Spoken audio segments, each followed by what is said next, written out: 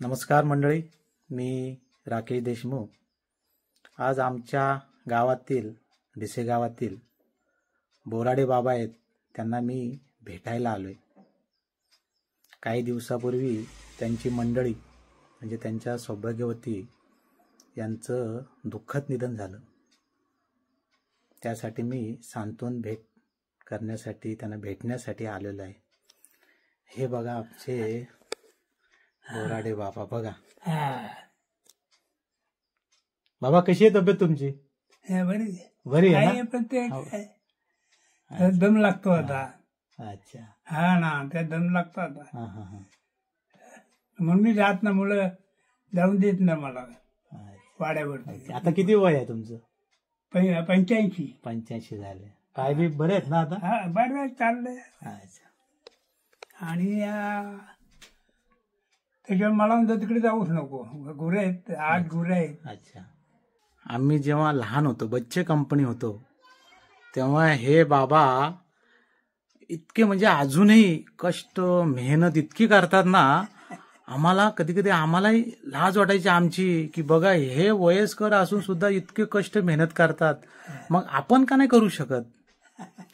बघा कुठेही बघा ते फाटी तोडत असतात, कधी ते झाडत असतात घर, कधी त्यांचं साफसफाई चालू असते असे ते. आणि गावातील एखाद्या कुटुंबातलं एखाद्या व्यक्तीचं निधन झाले असेल, मयत झाला असेल, तो अंत्यविधीचा जो पार पाडायचा असतो ना, तर त्याची महत्वाची भूमिका हे बाबा करायचे. बाबा सगळं त्यांचं तेलाने पाय चोळल्यापासून, कारण जेव्हा एखादा बरोबर मैतानी जरा एखाद्या व्यक्तीचं मयत झालं का पाय कडक होतात, मग ते नरम तेल चोळून चोळून ते नरम करायचे, म्हणजे त्याला जाताना त्यांना व्यवस्थित त्यांना त्या मैताला नेता येतं. म्हणून हे सगळं तो जो विधी असतो अंत्यविधीचा, ते हे बाबा करायचे. परंतु आता बाबा थकलेले आहेत, त्यांची मंडळी आता त्यांना सोडून गेलेली आहे. परंतु बघा मंडळी, ही जी अशी व्यक्ती असतात, ही मंडळी असतात, ज्येष्ठ मंडळी, त्यांना आता तुमच्या आमच्याकडून काही नको, त्यांना फक्त 4 शब्द प्रेमाचे हवे आहेत. मग ती व्यक्ती घरची असो किंवा बाजूचे असो, शेजारचे असो, हे ज्येष्ठ मंडळीला फक्त 4 शब्द आपल्याकडून प्रेमाचे पाहिजे असतात, आणि आपण ते तेवढंच दिलं पाहिजे. बाकी त्यांना कसलीच भूक नसते, प्रेमाने बोलणं एवढीच भूक आहे त्यांच्याकडे. आणि तुम्ही आम्ही अशा व्यक्तींकडं आदराने बघायचं, त्यांच्याकडे प्रेमाने त्यांच्याशी वार्तालाप करायची, आपुलकी ठेवायची. कारण ही मंडळी बघा आता थकलेली आहे. आज बघा त्यांची मंडळी आज निघून गेलेली आहे. आज जे काय दुःख असेल, ज्या काय भावना असतील, काय ते त्यांना त्यांच्या मनालाच माहिती. परंतु आपण जाणीवतेकडे अशा व्यक्तींकडे बघितलं पाहिजे. आणि खरंच या बाबांचं मला इतकं कौतुक वाटतं की त्यांना मी नेहमी बघतो, सदैव बघतो, काम हे करतच असतात. कष्ट हे जसं काय 5वीला पुजलं असते बाबांच्या, म्हणून काय कष्ट मेहनत हे करतच असतात. याचा अर्थ असा नाही आहे का त्यांची मुलं कुठे कामाला नाहीत का, सगळी व्यवस्थित आहे. मुलांचं चांगलं शिक्षण त्यांनी केलेलं आहे. 2 मुलं आहेत त्यांना, ह्या बाबांना. 2 मुलं आणि 2 मुली. एक मुलगा त्यांचा सर्वजणांच्या परिचित असेल, बोराडे सर, हे मुख्याध्यापक आहेत शाळेवर. आणि दुसरे त्यांचे चिरंजीव आहेत, तेही शाळेमध्येच आहेत. आणि त्यांच्या 2 मुली आपले भिसेगावचे ग्रामस्थ आहेत, रामचंद्र हजारे, त्यांना एक दिलेली आहे, त्यांचे म्हणजे त्यांच्या त्या पत्नी. आणि दुसरी जे आहेत ते आपले वदपचे आहेत, सदाशिव कैलासवासी सदाशिव पाटील, यांना ती दिली होती. तर ते 1-2 वर्षापूर्वी त्यांचं निधन झालं. त्यांनाही 2 मुलं आहेत. असं सर्वांचं त्यांचं आता कुटुंब एक सुखी आहे, समाधानी आहे, चांगल्या पद्धतीने ते राहतात. गावात चांगलं वास्तव्य आहे, सगळ्यांशी गुण्यागोविंदाने हे कुटुंब राहतं. त्याचं कारण असं आहे, ह्या बाबांनी त्यांच्या पुढच्या पिढीला दिले संस्कार, आणि त्यांच्या पुढे ते दुसरी पिढी देत असलेले संस्कार, आणि त्याच्यामुळे सर्वजण आनंदात समाधानी राहत आहेत. खूप कष्ट केले, मेहनत केले, आता थोडे थकलेले आहेत. वाईट वाटतं, काय करणार. शेवटी बघा, निसर्गाचा नियम आहे, हे निसर्गाचं चक्र आहे. आज आम्ही तर उद्या दुसरे कोणी. कोण करू शकतो? हं? हं. माझ्यासारखं ठोंबरे यांना मी दोन जोडी. एक बालू आजारी. अच्छा, बरोबर.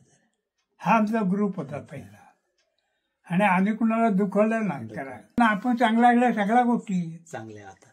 आपण आपण चांगलं पाहिजे. यांना ते काय ते टिकणार आहे का ते? खरंय. आणि काय आहे, जे कष्टाचं आहे ना हां. त्याला महत्व आहे. हे काम करता का तुम्ही? हा? अजूनही काम करता? अजून करता मग काम करता. आता हे थोडं लागलंय म्हणून थोडं मी शिकलो पण नसतो, पायाला लागले भाड्या गेलो असतो. बघा, अशी मंडळी काम आता अजूनही काम नाही. करतात. मी आता तुला भेटलो पण नसतो, मुलाने मला दाबून ठेवला, जाऊ नको वाड्यावरती का. काळजीपोटी तुमच्या आरोग्याच्या दृष्टीने ते काळजी घेतात बरोबर म्हणून ते आहे, मला सांगतात. कळतंय ना, आपण काय गोष्ट नाही. बरोबर. मग मी पुढे जाऊन चल नाही नको. तर मी काय जीव काय जी गुरं सांभाळल्यात, म्हशी सांभाळल्यात, त्या माणसा जीव लागतोच नाही. अजून एक मला म्हणजे बाबा एक किस्सा आठवला. जेव्हा गावात लग्न कार्य असायचं ना, आणि बच्चे कमी नव्हते, म्हणजे किती दुसरी तिसरीला आम्ही असू, तेव्हा ही मंडळी सर्वांच्या पुढे असायची. ही मंडळी ते सगळं मॅनेज करायचे, सगळं लग्न कार्य, आणि ते कसं पार पाडायचं त्यासाठी प्रयत्न करायचे, आणि उत्तम पद्धतीने ते नियोजन आयोजन करायचे, आणि लग्न समारंभ असो इतर कुठलेही समारंभ असो उत्तमरित्या पार पाडायचे. स्वतःची बायको हे करायची बोलायची, राहायची, कुणाच्या बाबा साखरपुडा असला मग ती यायच्या. इंदूबाई काय कुठे नाव कामाला गेलो होतो, काय काम आहे काय, आपला मुलीचं झालेलं आहे, तू तिथे सामान दे. मग ते सामान देणार बांधून, बरं काय. मेली ना त्या टायमाला 500 माणूस मातीला होता. बंधू पाटील, बरं काय, बंधू पाटील हे मोठे मोठे लोक आले होते. मग ती द्यायची लिहून, मग कुंडी भुईर नाना भारता पोरगा तो सगळ्या बोलता आका ते लिहून देऊन द्यायचं, एवढं सामान घे, द्या मुलीचं लग्न करा, पुढे बा हे द्यायचे तिची भरून तेवढं आण आणि पार पाड. मी हात तर जिद्द न सोडली. आता वय किती आलं तर 5-6 वर्ष जाईल समज. 5-6 वर्ष मग थोडं तरी आपल्याला हे असलं का त्यांच्या मनाला पण समाधानी आहे. हा सगळं शिक्षण मुलात नातवा पण गेलो, मोठी शिकल्या, खूप शिकल्या, सगळे शिकले. बघा मंडळी, बाबांची संपूर्ण जो परिवार आहे तो सुशिक्षित तर आहेच, सुसंस्कारी पण आहेत. असे बाबांनी सर्वांना घडवलं, आणि आज मस्तपैकी ह्या ठिकाणी आत्ताच्या घडीला निवांत बसलेले आहेत. अशी ही मंडळी आता थकत झालेली आहे. तुम्ही आम्ही सर्वांनी प्रेमाची भुकेली आहेत, आपुलकीची भुकेली आहेत. तेव्हा आपण त्यांच्यावर प्रेम करूयात, त्यांच्यावर जाणीवतेने त्यांच्याकडे बघूयात, आणि त्यांना एक आधार देऊयात. धन्यवाद.